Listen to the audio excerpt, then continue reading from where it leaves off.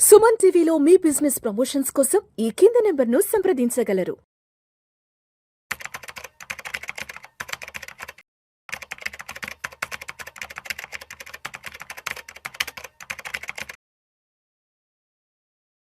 Sir Giribabu గారు నమస్తే sir. నమస్తే అండి. గిరిబాబు గారు, ఒక $1 మిలియన్ క్వశ్చన్ అడుగుతాను. సొంత ఇల్లు కొనుక్కోవడం మంచిదా, లేదంటే రెంట్ ఇంట్లో ఉండడం మంచిదా? దీని గురించి కొంచెం సరళంగా సింప్లిఫై చేసి ప్రేక్షకులకు అర్థమయ్యేలా చెప్పగలరు. యాక్చువల్గా ఈ క్వశ్చన్ నిజంగానే $1 మిలియన్ క్వశ్చన్ ఇది. చాలా మందికి ఈ ప్రశ్నకు సమాధానం ఎప్పుడు దొరుకుద్ది అంటే, నేను అనవసరంగా ఇల్లు తీసుకున్నాను, ఇలా కాకుండా అలా చేసుంటే బాగుండేది అని మొత్తం సినిమా అంతా అయిపోయిన తర్వాత ఈఎంఐలు కట్టేసి అన్నీ అయిపోయి ఇల్లు సొంతమైన తర్వాత ఎప్పటికో 50 సంవత్సరాల తర్వాత అర్థమవుతుంది. కానీ యాక్చువల్గా దీని యొక్క ఇంపార్టెన్స్ ఏంటి అనేది, ఇది మనం మానిటరీ టర్మ్స్ కంటే సైకలాజికల్ టర్మ్స్ చాలా ఎక్కువ ఇంపార్టెన్స్ ఉంటుంది దీనిలో. ఉదాహరణకి మనకు సొసైటీలో ఎవరైనా ఇల్లు కొనుక్కున్నారు అంటే వాడు బాగుపడ్డారు అనే ఒక కాన్సెప్ట్ లాగా అర్థమవుతుంది అందరికీ. లేదా ఇల్లు అమ్మేశారంటే ఏమనిపిస్తుంది, అరే అమ్ముకొని పోయారంటే దానికి కారణాలు ఏమైనా ఉండొచ్చు, కానీ అమ్ముకున్నారు అంటే వాడు చెడిపోయినట్టుగానే ఒక ఫీలింగ్ ఉంటుంది సొసైటీలో. అదే ఇల్లు ఉంది అంటే, కొనుక్కున్నాడు అంటే బాగుపడ్డట్టుగా ఫీలింగ్ ఉంటుంది. ఫర్ ఎగ్జాంపుల్ ఇప్పుడు మనం సౌత్ ఇండియాలో ఏదైనా ఒక పెళ్లి సంబంధాలకు వెళ్ళామనుకోండి, పెళ్లి సంబంధాలకు వెళ్తే ఫస్ట్ అక్కడ అడిగేది ఏంటి, అబ్బాయికి ఉద్యోగం ఉందా, సొంత ఇల్లు ఉందా అని అడుగుతారు. కనుక ఒక అబ్బాయికి ఒక మంచి జాబ్ కనుక వచ్చి స్టార్టింగ్ 30 years లోపలనే ఒక 1.5-2 lakhs కనుక శాలరీ వచ్చేటట్టుంటే, ఫస్ట్ పేరెంట్స్ చేసేది ఏంటంటే ఒక ఇల్లు తిప్పించేస్తారు అబ్బాయితోటి. అది హైటెక్ సిటీ దగ్గర ఎక్కడో వాళ్ళకి నచ్చిన ప్లేస్లో ఒక 1.5 crore ఇల్లు తిప్పించేస్తారు. ఎందుకంటే రేపు పొద్దున పెళ్లి సంబంధం వస్తే మా అబ్బాయి కాడ ఇల్లు ఉందని చెప్పడానికి. కానీ నిజంగా ఇల్లు సొంతమైందా అంటే కాదు, అప్పుడే ఈఎంఐ లాస్ట్ ఈఎంఐ కట్టేదాకా అది సొంతం కాదు. కానీ ఎట్ ద సేమ్ టైం ఓ సొంత ఇల్లు ఉంది అంటే ఆస్తితో, అది అప్పుతో కొనుక్కున్నారా, లోన్తో కొనుక్కున్నారా అని కాకుండా ఇల్లు ఉంది అంటే ఒక ఫీలింగ్ ఉంటుంది, ఎస్ నాకు ఒక సొంత ఇల్లు ఉంది, ఒక ఈ భూమి మీద ఒక అడ్రస్ ఉంది నాకు. అదే ఇప్పుడు పేరెంట్స్ ఓల్డ్ ఏజ్ ఉంటే, మనం అద్దెల్లు తీసుకుంటే పద్దాక తిప్పలేం కదా వాళ్ళని. పేరెంట్స్ ఓల్డ్ ఏజ్ ఉంటే చాలా మంది అద్దె కూడా ఇవ్వరు. ఇలాంటి ప్రాబ్లమ్స్ ఉంటాయి. కనుక సొంత ఇల్లు అంటే అది మనది, మన అడ్రస్ అనే ఒక ఫీలింగే కాకుండా, నాకు ఒక స్థిర నివాసం ఉంది, నేను ఇక్కడ పలానా ఏరియాలో ఉంటా, ఇది నాది. ఇప్పుడు మీరు ఏ ఊరు అంటే నెల్లూరు అని చెప్తారు మీరు. అంటే నెల్లూరు అంటే మీరు కొనుక్కోలేదు, నెల్లూరు మీరు స్థిర నివాసం కాబట్టి అంతే. ఎవరికైనా అంతే. వాళ్ళ కొత్తగూడెం అని చెప్తాను నేను, ఎందుకంటే మా స్థిర నివాసం అక్కడ ఉంది కాబట్టి. అదే కొంతమంది ఉద్యోగస్తులు ఉంటారు, వాళ్ళకు ప్రతి 3 సంవత్సరాలకు ట్రాన్స్ఫర్ అవుతూ ఉంటుంది. మీరు ఏ ఊరు అంటే ఉద్యోగం చేసిన ఊరు కాకుండా పుట్టిన ఊరు చెప్తారు, అక్కడ స్థిర నివాసం ఉంది కాబట్టి. కనుక స్థిర నివాసం సొంత ఇల్లుకి అంత ఇంపార్టెన్స్ ఉంటుంది. దాన్ని మనం ఎట్టి పరిస్థితుల్లో నెగ్లెక్ట్ చేయకూడదు. బట్ ఇప్పుడున్న మారిన నయా ఆర్థిక వ్యవస్థలో, ఇప్పుడున్న పరిస్థితుల్లో, కన్జంప్షన్ ఇంక్రీజ్ అవుతున్న పరిస్థితుల్లో జనాలందరికీ ఒక క్వశ్చన్ మొదలవుతుంది, నేను సొంత ఇల్లు కొనుక్కోవాలా, లేదా ఇన్వెస్ట్మెంట్ చేసుకొని అద్దెంట్లో ఉంటూ నేను ఆర్థిక స్వేచ్ఛాజీవిగా జీవించాలా? ఇది బిగ్ క్వశ్చన్. అయితే ఈ క్వశ్చన్ ఎవరికి వాళ్లకు అన్వయించుకొని చూసుకోవాల్సిందే తప్ప ఇది బెటరు అని ఎవరికి చెప్పలేము అది. ఎందుకంటే కొంతమందికి సొంత ఇల్లు ఉంటేనే వాళ్ళకు ఒక సోషల్ స్టేటస్ ఉంటుంది కాబట్టి ఇదే బెటరు, నా ఇంట్లో నాకు నచ్చినట్టుగా నేను ఉండొచ్చు, ఎక్కడ మేకులు కొట్టుకునే వాడు అడగరు, నన్ను ఎట్లా వాటర్ వాడుకునే వారు అడగరు, నా బంధువులు వచ్చిన వారు అడగరు. అదేంట్లో ఉంటే చాలా లిమిటేషన్స్ ఉంటాయి. పలానా ఎక్కువ మంది వస్తున్నారు అంటే వాళ్ళు వాటర్ ప్రాబ్లం అని వద్దనవచ్చు, ఏది మన ఓనర్స్. లేదా అందరికి డిస్టర్బెన్స్ అవుతుంది, ఊరికే మీరు తిరుగుతున్నారు, ఊరికే మీరు నైట్ ఎప్పుడు వస్తున్నారు, గేట్లు ఓపెన్ చేసి పెడుతున్నారచ్చు, రకరకాల క్వశ్చన్లు ఉంటాయి. సో అవన్నీ ప్రాబ్లమ్సే కదా. ఇవి లేకుండా నా ఇంట్లో నేను స్వేచ్ఛగా ఉండడం ఎంత మంచి భావన. కనుక ఆ స్వేచ్ఛగా ఉండడం అనేది, నా ఇంట్లో నేను నా ప్రదేశంలో నా నచ్చిన చోట ఉంటాను అనేది ఒక ఇంపార్టెంట్ థింగ్. కనుక దీనికి మానిటరీ టర్మ్స్లో మనం యాక్చువల్గా క్యాల్కులేట్ చేయకూడదు. Monetary terms is different. కానీ నిజంగా మీరు అడిగిన ప్రశ్నకి సుత్తి లేకుండా సూటిగా సమాధానం చెప్పమంటే, సో మీకు నార్మల్గా మీ ఆన్సర్స్ నుంచి ఏదైనా ఇల్లు ఉంది అనుకోండి, ఒకవేళ అది ఉంచుకోండి, ఆ ఇల్లు. అది అలా కాకుండా మీరే కనుక ఒక ఇల్లు కొనుక్కొని నేను ఇలా స్థిర నివాసం ఏర్పరచుకోవాలి అంటే, మీ యొక్క ఐడియాలజీ ఏంటి, మీ థాట్ ప్రాసెస్ ఏంటి, ఈ ఇంటి యొక్క ఇంపార్టెన్స్ ఏంటి, మీరు ఇక్కడ ఉంటారా ఎప్పటికీ, మీకు ట్రాన్స్ఫర్ అవుద్దా, ఇవన్నీ మనం లెక్కేసుకోవాలి. అయితే లెక్కేసుకొని మనం డెసిషన్ తీసుకోవాలి. అవన్నీ కాదు, నాకు ఓన్లీ ఫైనాన్షియల్ క్యాలిక్యులేషన్స్ పరంగా చెప్పండి అంటే, డెఫినెట్లీ సొంత ఇల్లు కంటే అద్దె ఇంట్లో ఉండి ఆ కట్టే ఈఎంఐని ఇన్వెస్ట్ చేసుకుంటూ వచ్చే రిటర్న్స్ చాలా చాలా చాలా ఎక్కువ ఉంటాయి. ఎగ్జాంపుల్, ఇప్పుడు మీరు హైదరాబాద్లో 1 crore లేకుండా ఏ ఇల్లు లేదు. 1 crore మీరు డౌన్ పేమెంట్ మినిమం ఒక 20% పే చేయాలా, 20 lakhs ఉంటుంది.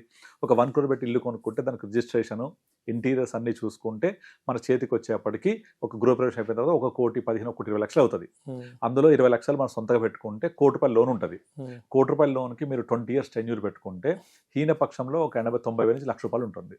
ఆ ₹1,00,000 బదులు మనము ఒక 20-25 వేలు కిరాయి, సరిపడేలాగా 20,000 30,000 అంటే 30%. రిమైనింగ్ 70% మీరు ఎస్ఐపి చేయండి. సేమ్ 20 ఇయర్స్ చేయండి.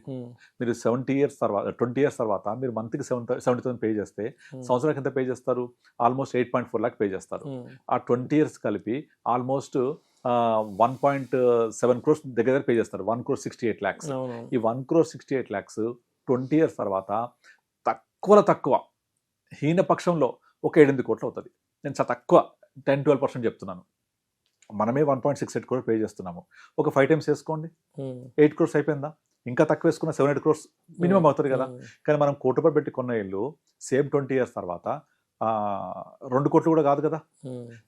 కాకపోతే మనకు అద్దెకు వచ్చినాము, అద్దెకున్నాము, అద్దె ఇంట్లో ఉంటున్న మనకు ఫీలింగ్ పక్కన పెడితే మీరు ఆ 30,000 రూపాయలు మీకున్న ₹1,00,000 ఈఎంఐ బడ్జెట్లో 20 ఇయర్స్లో 30,000 రెంట్ కట్టేసి 70,000 ఎస్ఐపి చేస్తే మీకు 20 ఇయర్స్ తర్వాత అదే డిసిప్లిన్గా ఎలాగైతే ఈఎంఐ కడతామో అలా కంటిన్యూ చేస్తే హీనపక్షంలో ఒక 7-8 కోట్లు ఉంటుంది. అది ఆ 7-8 కోట్లు ఉంటే నిజంగా మీకు ఇల్లు కావాలనుకుంటే ఆ టైంలో ఈ ₹1,00,000 ఇల్లు ఒక 3 కోట్లైనా ఒక 3 కోట్ల పెట్టి ఇల్లు కొనుక్కొని ఒక 5 కోట్లతోటి హ్యాపీగా ఎస్డబ్ల్యూపీ పెట్టుకొని నెలకు ఒక 3 లక్షలు 2 లక్షలు లైఫ్ లాంగ్ బతకొచ్చు.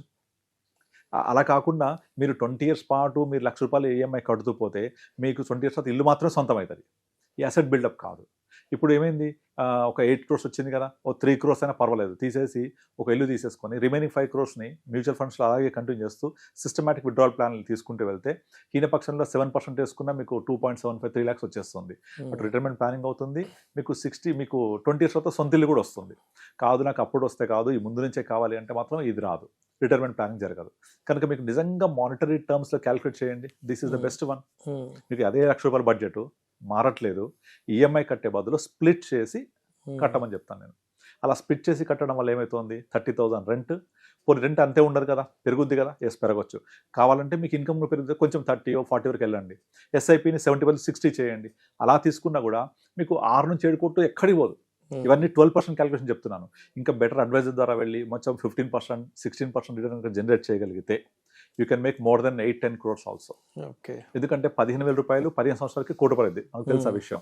అది 20 సంవత్సరాలు ఉంటే 2 కోట్లు అవుతుంది. జస్ట్ 15,000. మనము 20 ఇయర్స్కి 2 కోట్లు అవుతుంది కదా. 30,000 అయితే 4 కోట్లు అవుతుంది. 45,000 అయితే 6 కోట్లు అవుతుంది.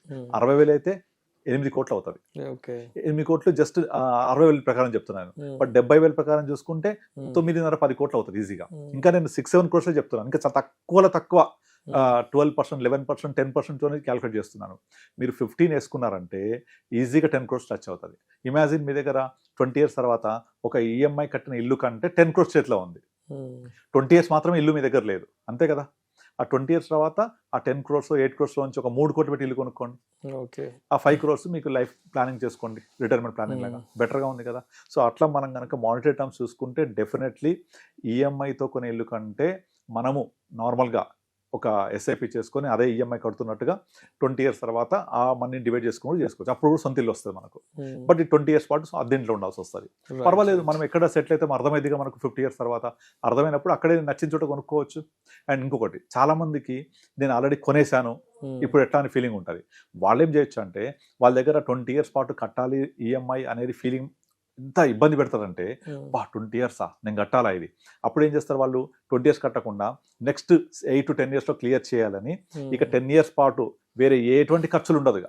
భార్యతో ఎటైనా పోవడము, వెకేషన్స్ అలాంటిది ఏం లేకుండా కేవలం ఈఎంఐ క్లియర్ చేయాలి కాబట్టి ఉన్న ఏ కొద్ది డబ్బులున్నా దానికి లోన్ కడుతూ పోతారు, తొందరగా క్లియర్ అవుతున్న ఉద్దేశంతో.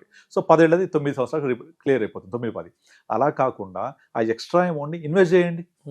లేదా ఈఎంఐని పెంచకుండా, చాలా మంది పెంచుతూ ఉంటారు, అలా పెంచకుండా ఆ సేమ్ ఈఎంఐ కంటిన్యూ చేస్తూ మీకు అఫోర్డబిలిటీ పెరిగితే ఎస్ఐపి చేయండి. ఓకే, చేస్తే మీకు సేమ్ 20 ఇయర్స్లో మీ ఫ్లాట్కి కడితే అయిపోయే డబ్బుల కంటే కట్టకుండా ఇన్వెస్ట్ చేసే డబ్బులు చాలా రెట్లు పెరుగుతాయి. సో ఇల్లు సొంతం అయింది కదా, ఈఎంఐ కట్టేస్తాం కదా, రిమైనింగ్ మీకు ఫైనాన్షియల్ ప్లానింగ్లో ఒక రిటైర్మెంట్ ప్లానింగ్ కూడా అయిపోతుంది. ఆఫ్టర్ 20 ఇయర్స్ డబ్బులు మిగులుతాయి. అదే ఈఎంఐకి ఎక్స్ట్రా కట్టి లోన్ ఎక్స్ట్రా కడితే 10 ఇయర్స్ తర్వాత 0 ఈఎంఐ అవుతుంది. అప్పటి నుంచి మీకు టైం తగ్గిపోదా కాంపౌండింగ్ అవ్వడానికి? ముందు నుంచి పోతే 18 ఇయర్స్ 15 ఇయర్స్ 20 ఇయర్స్ పీరియడ్లో కాంపౌండింగ్ చాలా ఎక్కువ అవుతుంది. రైట్. బికాస్ కాంపౌండింగ్ అనేది లాంగర్ ద టెన్యూర్లో సూపర్ డూపర్ రిటర్న్స్ ఇస్తుంది. సో ఇల్లు తీసుకున్న వాళ్ళు కూడా ఎక్స్ట్రా కట్టకుండా ఇలా చేయొచ్చు, తీసుకోకపోతే ముందు నుంచి ప్లాన్ చేసుకోవచ్చు. సో ఇప్పుడు మీ క్వశ్చన్కి, $1 million క్వశ్చన్కి ఆన్సర్ దొరికిందా? మానిటరీ టర్మ్స్ మాత్రం ఇవన్నీ psychological terms are completely different. సైకలాజికల్గా తీసుకుంటే ఇల్లు లేకపోతే, సొంత ఇల్లు లేకపోతే సొసైటీలో ఒక చిన్న చూపు చూస్తాం, దానికి మనం ఆన్సర్ లేదు మన దగ్గర. సో అది ఉంచుకోవాలి అనుకుంటే మీరు ప్లానింగ్ చేసుకుంటూ వెళ్ళాలి. రైట్. సో మనము దాంతోపాటుగా ఇలా ప్లాన్ చేసుకుంటే, ఈ ఎస్ఐపి చేసుకుంటూ 2 ప్లాన్ చేసుకోవచ్చు. ఆల్రెడీ తీసుకున్న వాళ్ళేమో ఈఎంఐ ఎక్స్ట్రా కట్టొద్దు, లోన్ ఎక్స్ట్రా క్లియర్ చేయొద్దు, ఇన్వెస్ట్ దట్. అప్పుడు లాంగ్ టర్మ్లో సూపర్ వెల్త్ క్రియేట్ అవుతుంది. Right. Thank you sir. Thank you అండి.